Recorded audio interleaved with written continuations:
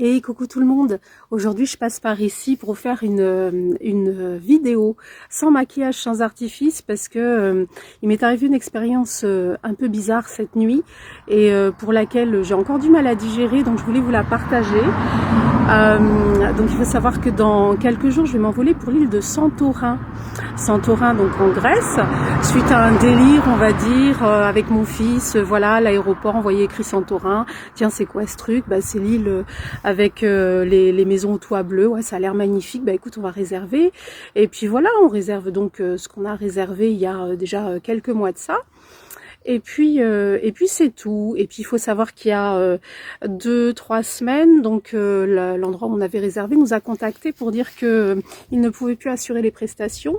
Et donc on a réservé un autre endroit. Bah écoute, comme je connais pas, voilà, j'ai juste vérifié si la vibration de l'endroit où on allait dormir était bonne ou pas, était élevée ou pas, parce que le but c'est pas de revenir plus chargé que quand je suis partie, vous voyez, et de me reposer, de revenir en forme pour les séances et les stages que j'ai à vous faire ensuite. Donc voilà, c'était le cas et puis bah c'est cool.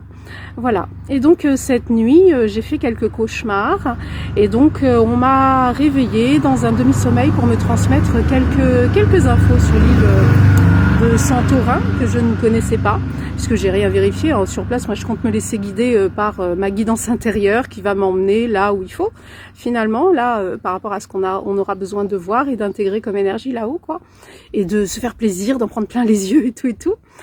Et donc cette nuit m'a été transmis que j'ai eu 3 vies, apparemment 3 vies antérieures en Grèce. Donc il y en a une que je connaissais déjà, qui est sortie déjà en 2017, où c'était par rapport à la vibration d'Athéna, donc sur Athènes, une vie très très forte, très très spirituelle, qui m'a beaucoup enrichie.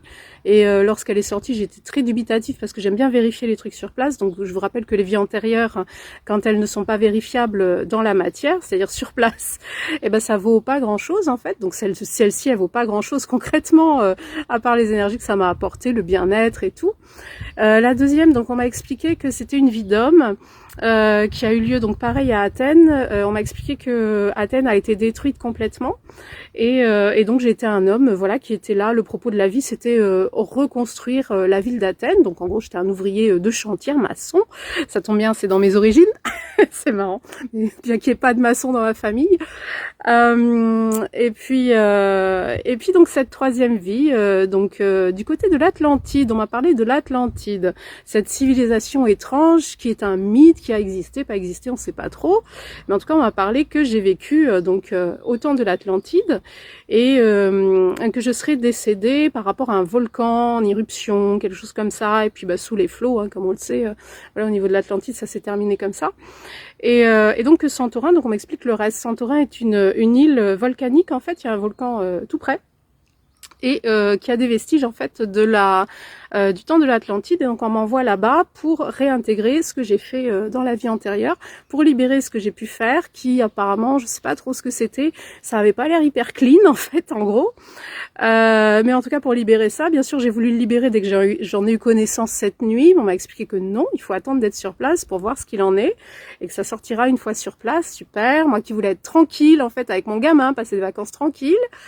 Et puis donc on m'explique que l'hôtel en fait qui a été nouvellement réservé est juste à côté, mais juste à côté à 1 kilomètre selon internet du coup de la ville de Fira, où sont les vestiges de l'Atlantide, les derniers vestiges donc d'une grande partie en fait de cette civilisation enfouie, et que je dois aller là-bas justement pour réintégrer ça, libérer ça et réintégrer ça et tout.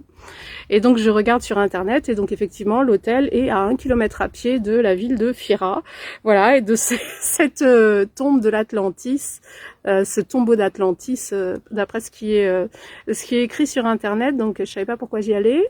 Je pensais juste me faire plaisir, voilà, et donc c'est pour un peu plus que ça. Voilà, donc écoutez, suite au prochain épisode. Pour ceux qui m'ont suivi à Prague en juillet dernier, il y avait une histoire similaire, similaire non, parce que j'ai pas été informée avant, hein. Je suis partie à Prague avec ma meilleure amie parce qu'elle aime Prague, parce qu'elle aime ces pays-là, et moi je suis plus destination soleil. Donc en gros, j'ai vu de la lumière et je suis venue avec elle, quoi. Et au final, je me suis retrouvée devant le château de Prague, avec la cathédrale de Prague, en train de pleurer, et où on me montre donc une vie antérieure donc une reine qui est morte en couche et qui était très très aimée de son mari le roi. Et voilà, où j'ai été capable de dire où je vivais, comment ça se passait dans ce château et tout ça. Enfin, c'était un truc de fou. Et notre guide touristique qu'on a pris le lendemain m'a demandé si j'étais historienne avec toutes mes questions. Elle m'a dit oui, c'est la troisième épouse de Charles IV qui est morte en couche, et c'était sa préférée. Elle est enterrée à l'intérieur de la cathédrale de Prague. Vous pouvez voir le tombeau des deux si vous voulez. Ah ben oui, tu m'étonnes. Donc elle s'appelait Anne de Schinknicht, vous voyez. Je suis désolée d'écorcher son nom, cette dame-là, décédée en 1300 quelque chose, et donc la troisième épouse du roi, morte en couche à l'âge de 22 ans, et c'était donc la reine de Bohémia. Voilà.